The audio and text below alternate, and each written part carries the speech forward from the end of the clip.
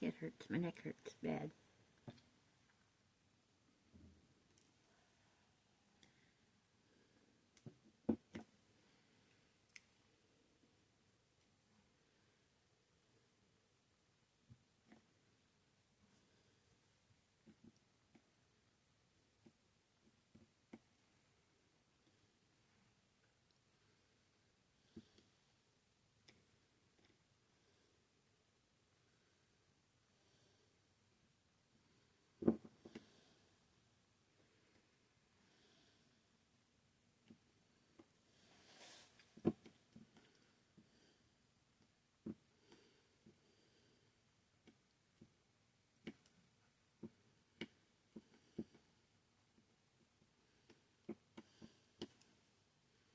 Right in the middle there, so gotta really watch what you're doing.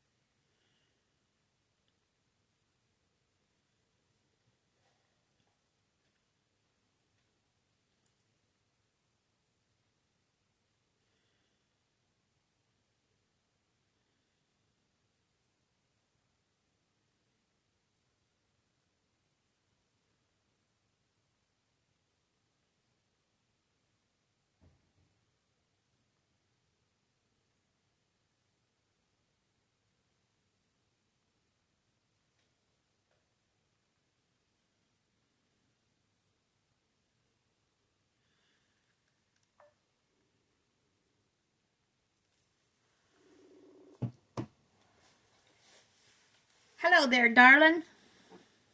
Hello. What you doing? Sorry I missed your calls. Sorry I missed I yours. was resting. Well, the first time I was resting. the first time I was in the car, so I decided I better not do that. So. Okay. So yesterday I drove down to the yesterday I called. Did I tell you I went and got Ricky's wallet yesterday? Yes. Okay, so I get his wallet. Now I didn't. Miss Mumpty tried to go get it. Right. So I didn't go check it and see. I didn't check his cards to see what was on it because he has said between the two of them he has $1,000. Right. That's what he told me.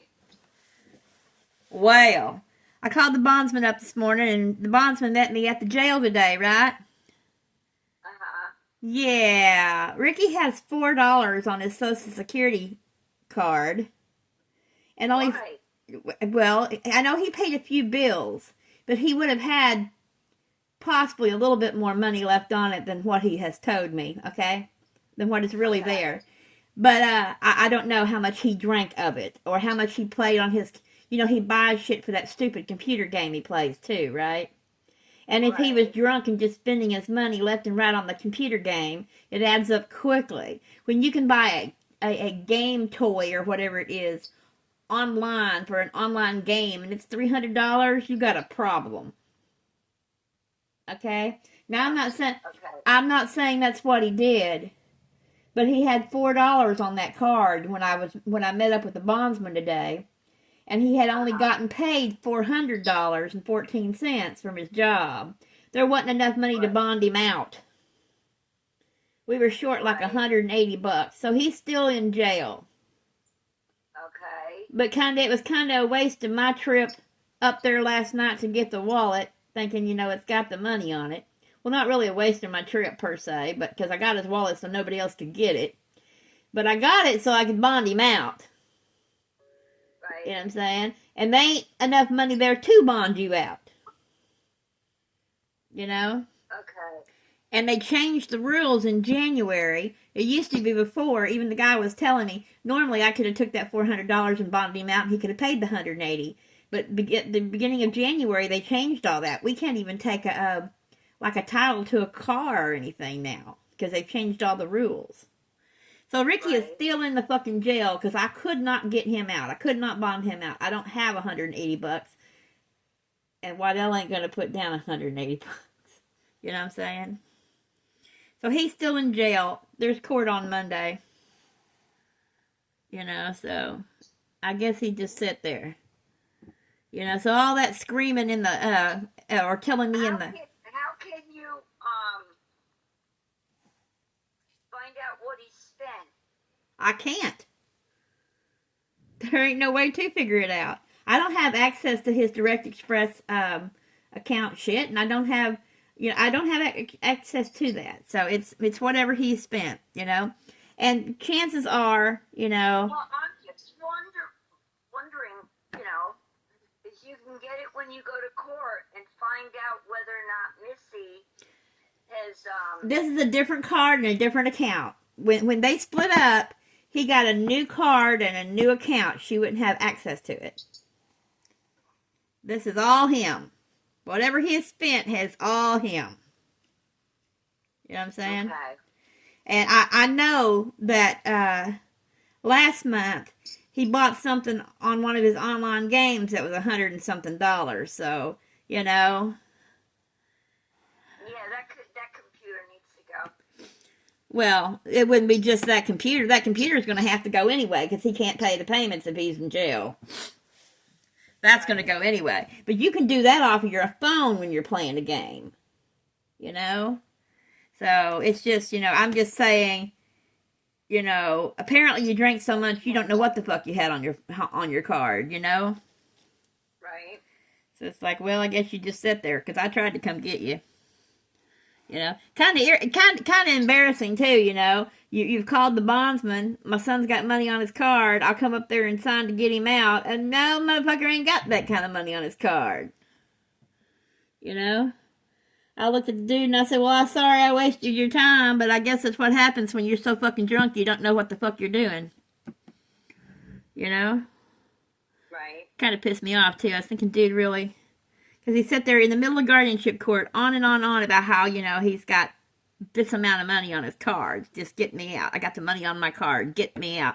No, dude, you ain't got the money on your card.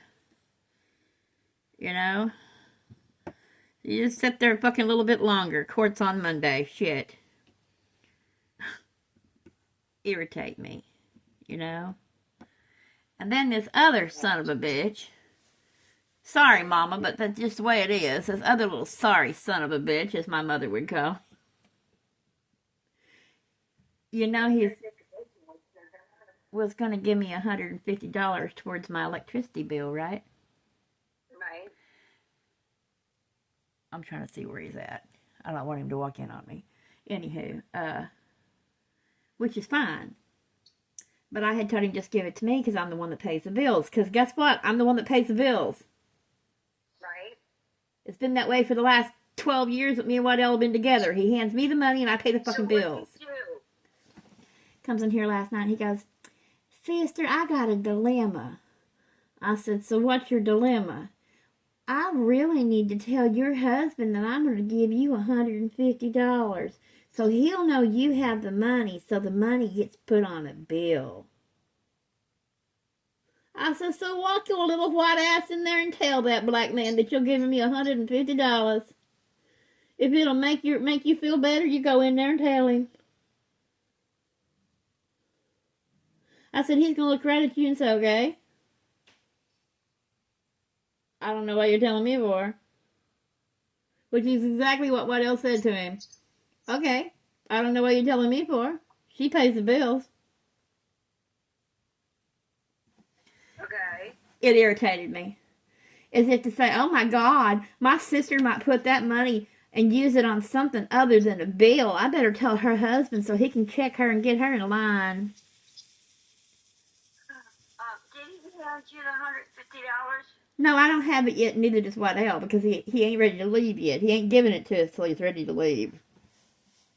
Well, that's bullshit. Yeah, he ain't. Well, it's not due until the end of the month anyway. But you know, my whole thing is, I'm almost ready to say, you take that $150 and shove it in your butthole. Oh no. Oh no. When he hands it to you, I would make sure you voice your fucking opinion about what he said, how it made you feel, everything. But I would wait until after you have $150 in your hand, and I would make sure you get that $150 from him before he pulls out of your fucking driveway. It was kind of funny because, you know, I'm thinking to myself, dude, you drive a truck for a living. You don't even have a house. Or a wife. Or a girlfriend. Right? It's kind of like, I am so happy I never met that asshole. It's kind of like, you know, I've been paying bills. Gee, for a long goddamn time. I don't need my little brother to tell me how to do it. I mean, Jesus Christ. I know you're the man and all that. But what the fuck? He wouldn't be a live man. Piss me off, man. He would not be a live motherfucker, that's for sure. I mean, that's like saying, I'm afraid that you're going to put that money on something else. And you know what? My husband very well may say, I've got it all covered. And I might still have that money to put on something else. You know? Right. God.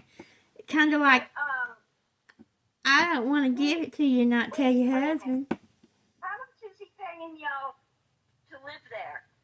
We weren't charging him anything. He's only been here since about 2 days before Christmas. He got here like the day before Christmas.